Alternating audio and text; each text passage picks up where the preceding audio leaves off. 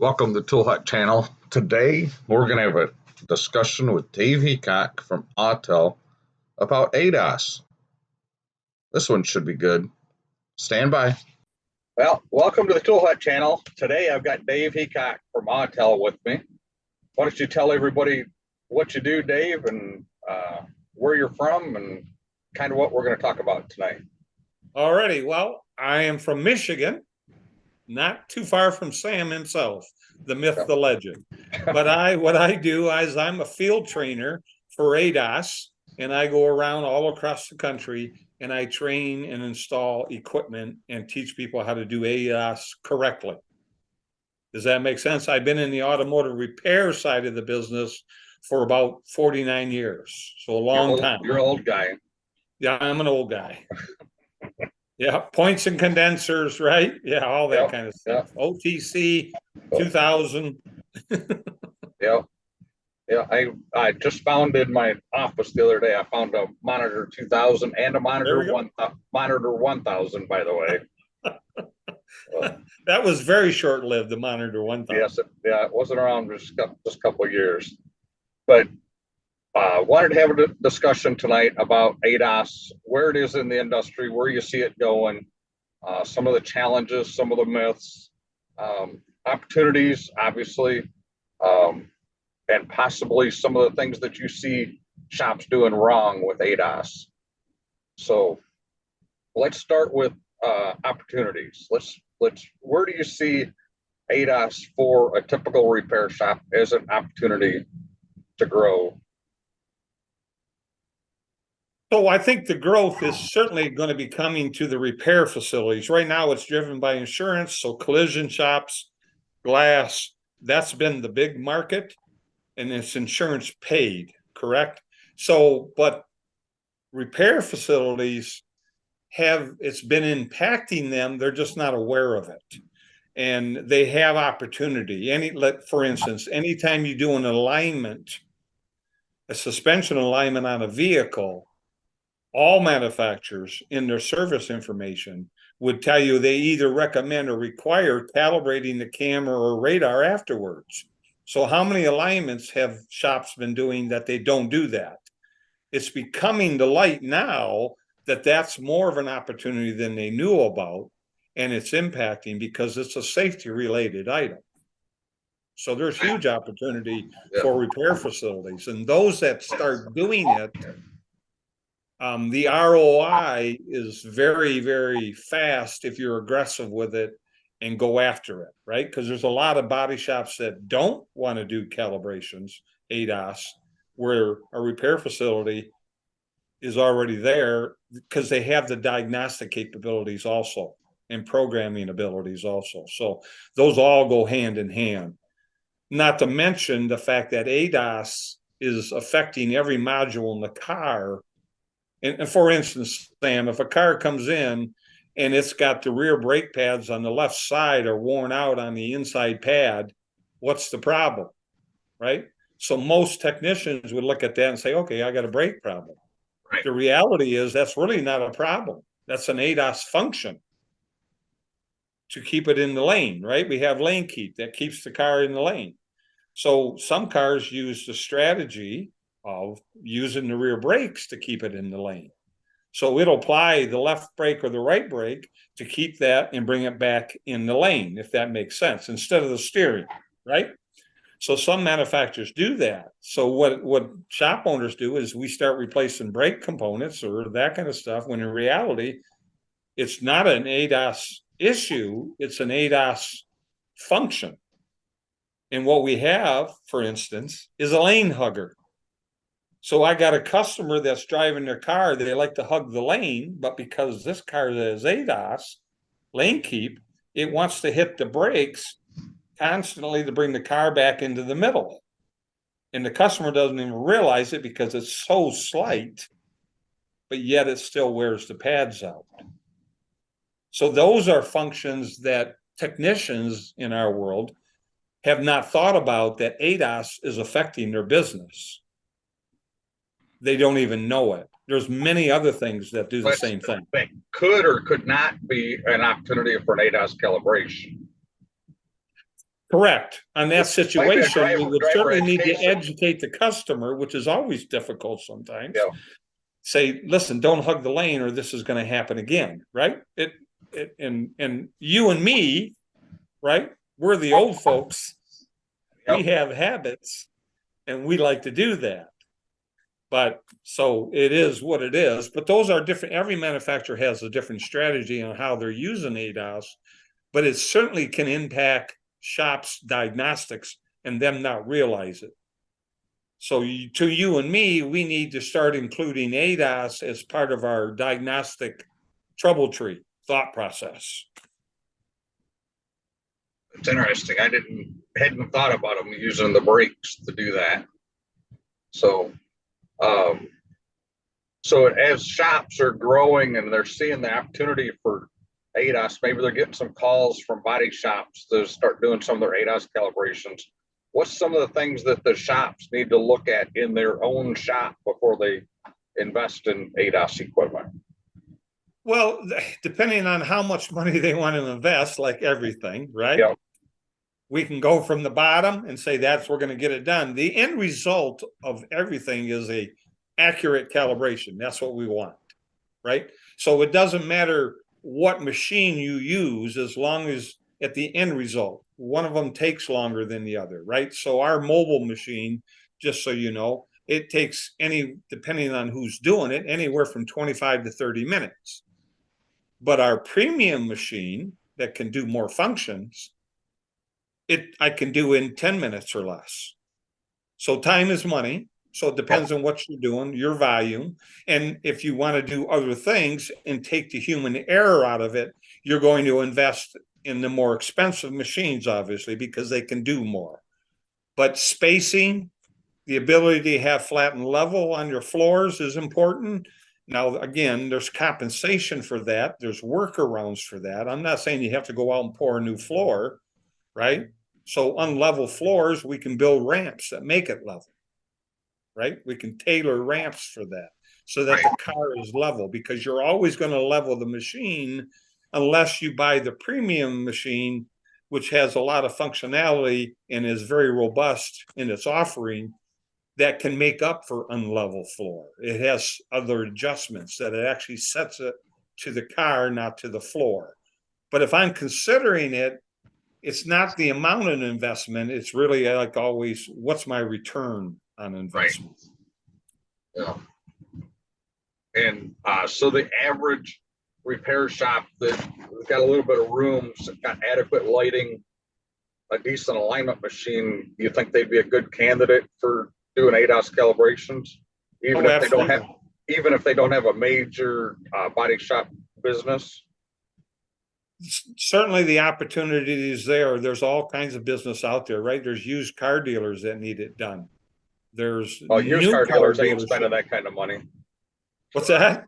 Used car dealers aren't spending that kind of money. Well, they're almost being forced to do it, and that's what will end up being, is that they will be forced before they sell a car that makes sure all the safety systems work accurately, right? So that's part of ADAS calibrations and ADAS diagnostics. But new car dealerships, sure, they do ADAS on their own vehicles, but they don't do ADAS on their used car lot. And when they're doing their 300-point courtesy check or whatever they do, and they've replaced the windshield and done some work on the vehicle, they need those things calibrated also. So there's all kinds of opportunity out there, not just to mention what comes in their door. And that's where the growth is going to come, is customer pay. Right now it's driven by the insurance companies, but because they pay, but pretty soon it will be customer pay. Yeah. So it's interesting you say that, because we do mobile programming and ADAS calibrations. And today my son did a Honda at a Chrysler Jeep Dodge dealer at their body shop. Yeah. So he did a Honda CRV distance sensor today. But we got a mobile frame, and we got all the targets. We got all those stuff for it, European, the Asian stuff for it. And it's all in a trailer. We go around it, and I don't know how many of them he does outside, how many of them he does inside. my son does all the calibrations. If I do an ADAS calibration, it's dynamic. I am not getting on the floor and taping stuff down and using plumb bobs to do stuff. It's not my thing. So you need the Cadillac of the Autel equipment, and that we have that, by the way. I'm not interested. I'll keep doing what I'm doing, and I'll let him do what he's doing. There you go. So that's always a good answer. But one of the things we see a lot of times at the body shops is they'll say, "Hey, why do I need to do that? I don't have a light on. What kind of problems is it going to cause?" So much like when you and I started in this business, we talked about the OTC 2000, right? And right. all that. Yeah. Well, when they first come out with electronics, how many O2 codes did we have? A lot. One. Well, we had one to begin with, right? But it was in lots of cars. Now we have a lot of DTCs for O2 sensors that really define it, right? Right. Tells me what cylinder is the problem and all that kind of stuff. ADAS is much like that, that it's in its, what I would consider its infancy still, in that we don't get a lot of codes for ADAS. Unless it's disabled or unless it doesn't have communication, you're not going to get a lot of codes. So it's not DTC driven, is what I'm saying. The manufacturers would tell you, we have to do what the manufacturer says on this route. This is one of those areas of safety, 100%. So we have to follow the OEM procedures in order to limit our liability. We can always make business choices and raise the risk, but we want to limit the liability. So we want to follow OEM procedures. Does that make sense? It does. Yep. So in order to do that, we have to follow the OEM procedures, and the OEMs tell you if you align the vehicle, it either recommends or requires calibrating the camera and the radar because you've changed the way the body goes down the road. And all the ADAS units are mounted to the body. So if I change the direction of the body, I have to calibrate the systems. And more importantly, it's just not calibrating them. You're also deleting the record of behavior, the learned values when you calibrate. And that's as important as doing the actual calibration, because now it's going to relearn and learn straight ahead.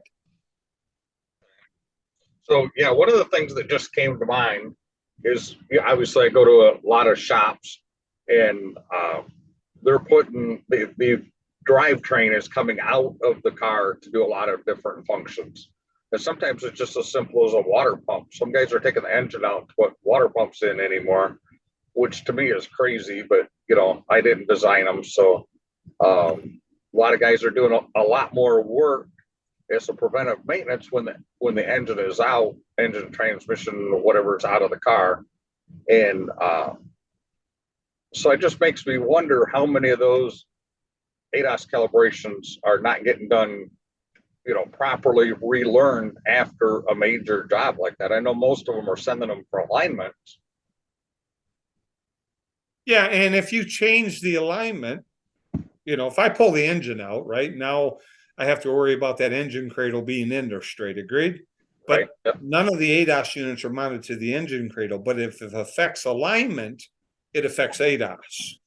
So we need to make sure the car is aligned properly. And a lot of people focus on the rear alignment. However, front alignment can affect ADAS. But most OEMs are saying if you make adjustments in the rear, mainly we're talking about thrust angle, whatever adjust thrust angle, that's what makes the body go straight down the road. So that's what we're concerned on in ADAS for the most part.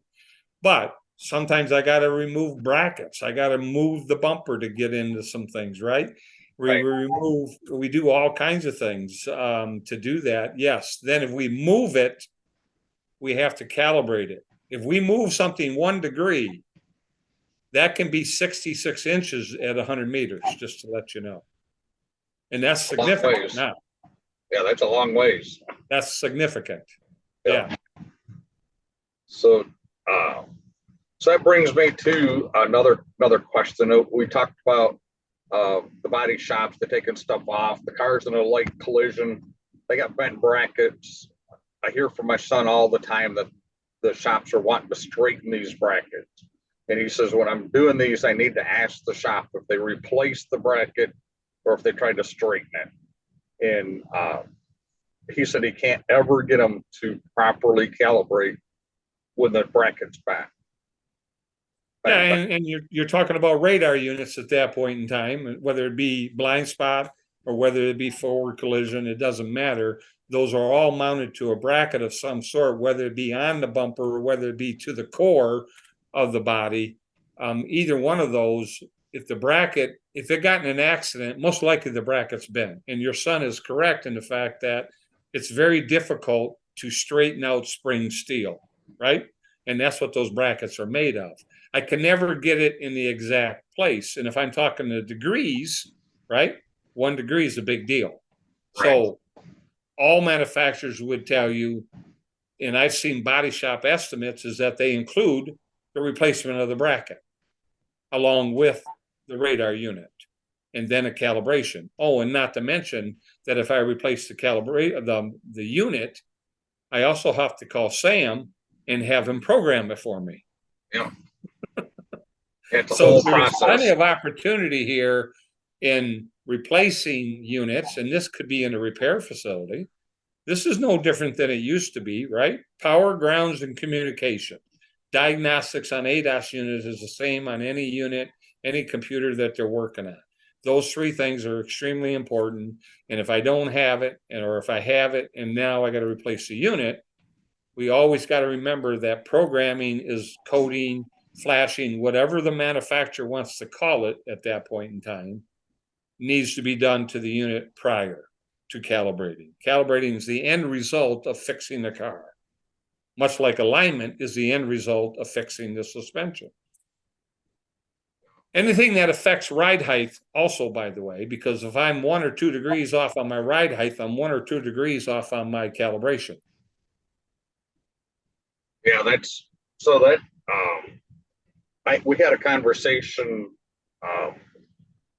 It's probably been several months ago now, where a body shop had called me, and it was a handicap van, and they wanted to know. They wanted to schedule it for an ADAS calibration, and of course, they've affected they've dropped the floor. They've got the back end of the van raised up to accommodate for that extra weight. And I got the phone number for the company that converted the van, and I called them and asked somebody in the service department and asked them for the specifications that they wanted me to use on the van that they converted, and they didn't have a clue what I was talking about. Yeah, many people don't know about ADAS or don't take it in consideration. Let me rephrase that. They don't take it in consideration when they're modifying a vehicle of any sort. Modifications from the OEM specs can be a large issue. But you would think a place that converts vans like that for handicaps, they would have tried and tested procedures. Sure. And it just, they're converting a vehicle drastically. I mean, they're not just putting a wheelchair ramp in, they're cutting the floors out of them. They're raising the suspension, making it stiffer. And just to me, it seems like somebody with no forethought, no understanding of the system of the vehicle. And but we turned the job down, and they took it to the dealer, and the dealer did the job for them. Was it right or was it wrong? I don't, I'm not here to argue that point, but you've said a couple of times that if there's a deviation in the suspension, that it needs to be calibrated. So this is a permanent deviation. There's 2 modes of operation on any ADAS system.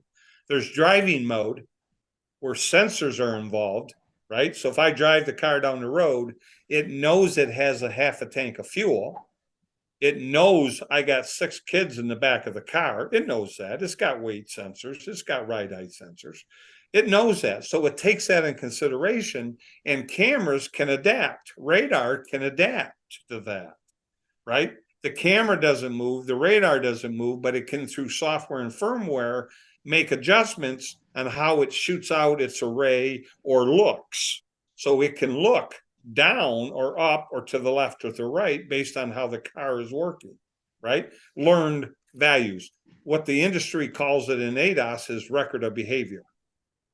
So if the car has a record of behavior, the camera can adapt within reason, within manufacturer specification would be the correct term, and it can work properly. Now, when I go outside of those parameters, let's say a 6-inch lift kit on a truck, Nobody does that.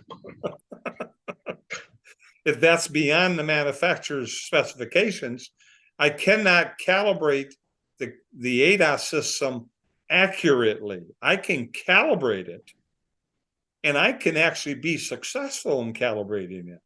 And lane keep will work. I'm not concerned, or you are concerned about lane keep. That's how we test it. Don't get me wrong. It's important. But that's not what we're using for safety. We're using forward collision. And a car that has a 6-inch lift kit into it cannot possibly see that car at the same point that it saw it when it was down 6 inches. There's no physical way. It's against physics. It cannot see because it cannot make that much adjustment. Does that make sense? Sure. The only way we could do that is that physically move the camera on the windshield, move it down or up so that it can actually see what we call in the industry 0 point, the calibrated point. That's during driving mode, it uses all those sensors. During calibration mode, it uses no sensors. It can't. What if the fuel sensor is wrong? What if the weight sensor is wrong? So now my ride height, if that would focus, my ride height is the most important thing. And I got to have a base ride height. So in order to get that base ride height, I have to follow the OEM procedures. And on a camera-based system, forward-facing camera specifically, I haven't found a manufacturer yet that doesn't say it needs a full tank of gas before I calibrate to make it have the right ride height. And that's it. But you and I know, because we're old guys, that every alignment, for the most part, if you look in the service information, also wants a full tank of gas. Because we want to set that. I understand that, but it doesn't mean it shouldn't be done. In alignment, we're only talking about tire wear and handling issues. When we're talking about ADAS, we've just raised the bar. We are talking about safety, collision issues, right? The difference between stopping and not stopping in time. So it raised the level of that, of the risk factor. More importantly, we want it to be accurate for the customer.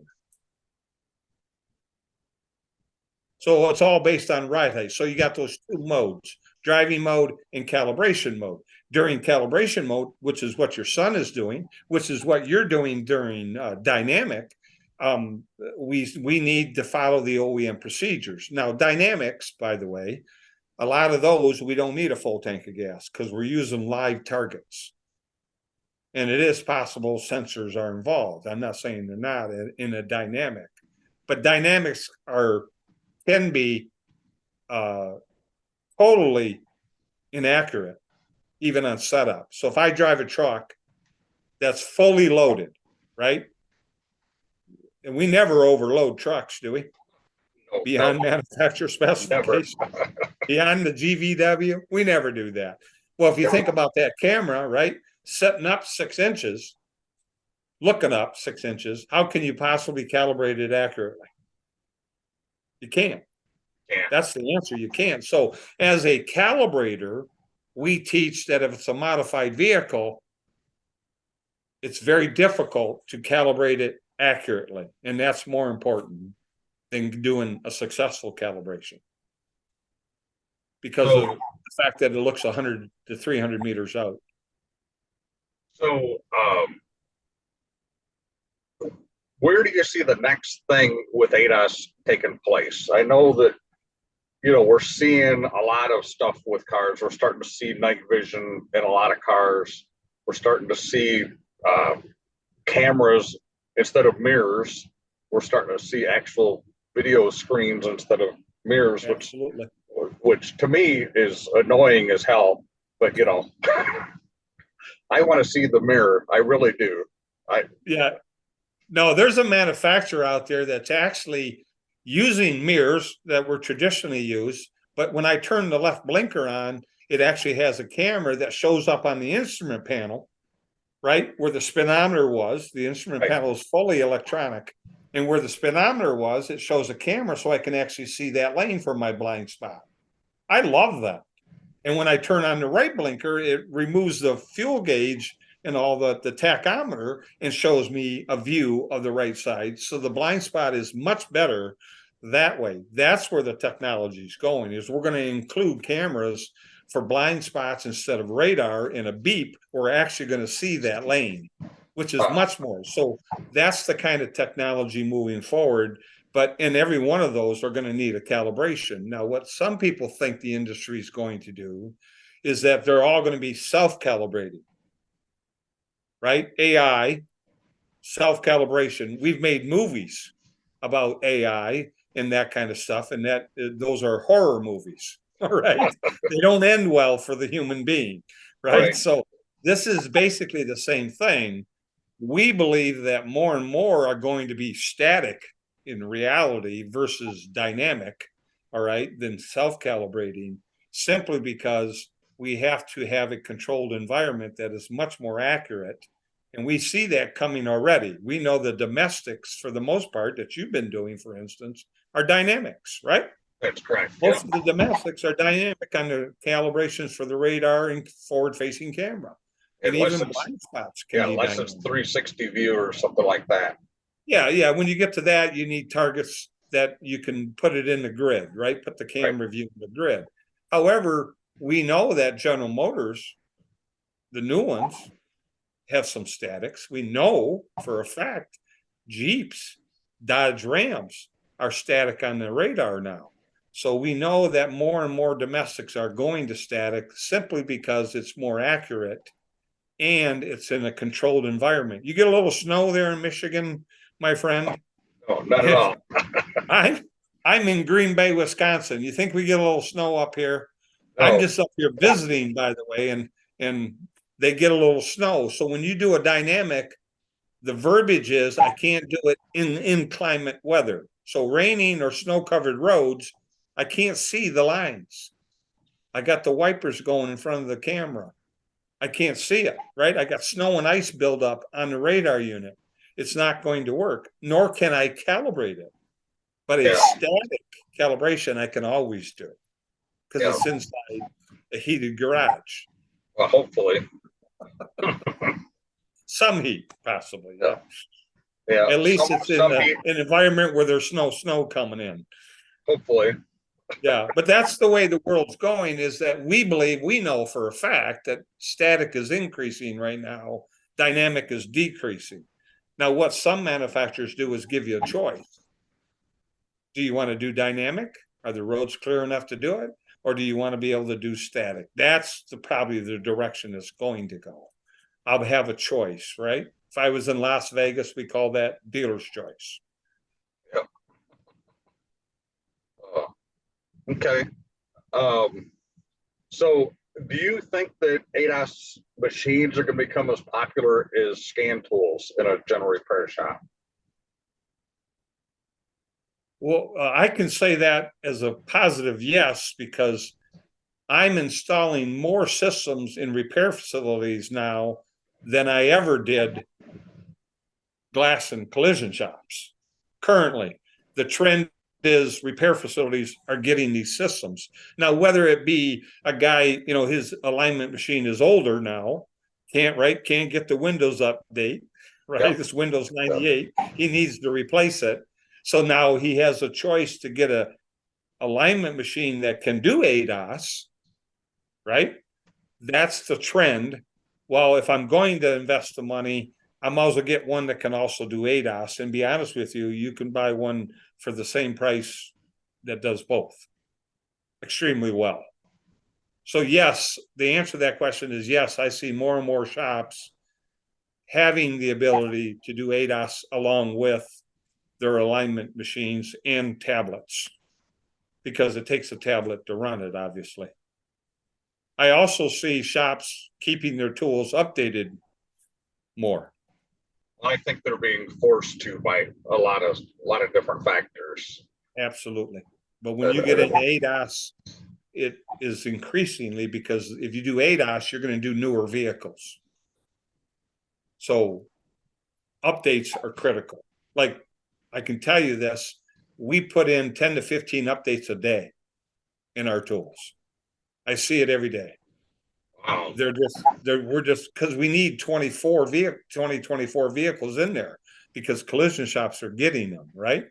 And if you're doing work for a collision shop, you need that ability. So that information is coming faster than diagnostics ever came for the aftermarket.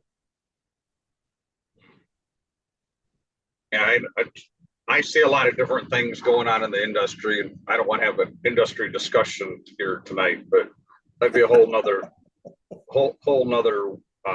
meeting here. Yeah. Whole different podcast. So, well, thanks for joining me, Dave. I think we had a good discussion. Maybe we can have another discussion at some point, maybe in a few months, and talk about some different things. Just kind of see where things are going. Absolutely. I appreciate the opportunity. All right. You have a good night. It was good seeing you, Santa Claus. Yeah. Talk to you later.